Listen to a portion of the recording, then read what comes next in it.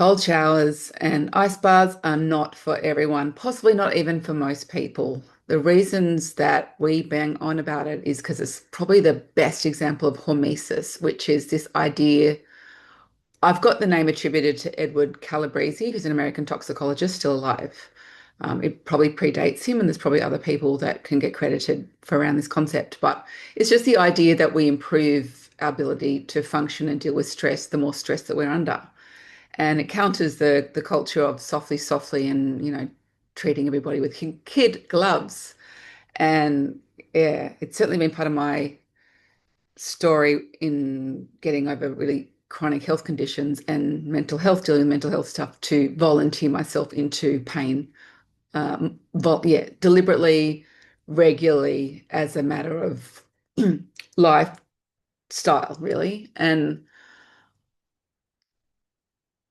looping or jumping into a talk I heard from Irene Lyon, who's a professional that works with nervous system regulation, who was imploring people not to get too simple with these nervous system hacks and resets, and the sort of misuse of it when it's applied globally, as if everybody should be having cold showers and everybody should just do breath work and then their trauma will be healed, and those kind of ridiculous things that I know with some of my content, it could come across like that because I can't nuance and put disclaimers every time I speak about some topics. And I'm just very aware of that. But so what's important, I guess I was talking to someone who was like, cold showers not their thing. And they were like kind of guilty or feeling like they weren't trying hard enough. And it's definitely not the case. It's got to do with the neuro developmental and the developmental stages of our nervous system regulation. Like if you're in different nervous system states,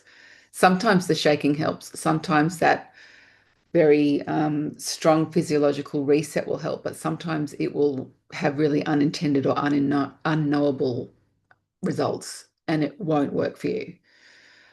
However, it's still really great to take away this idea of where can we volunteer ourselves for hardship and stress, and things like meditation, things like, I guess athletes have it with their sports regime because they're always at that frontier of tolerating discomfort to get to that next level of performance. And the work of a performance coach would have to involve knowing when they actually need to tap out, because the value of pushing further and harder is not worth it when you think about, the potential for injury and the inability of the body to recover. So it's always this fine-tuning, nuanced recalibration that does require a bit of a theoretical understanding.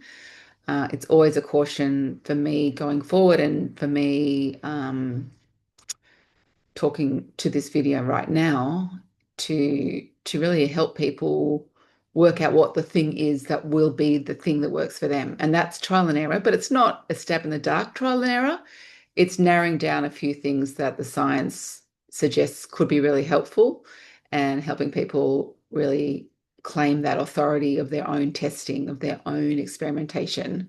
And if it doesn't work in their life, if it doesn't work in their life, it doesn't work. It doesn't matter how good the theory is. So, yeah, true that.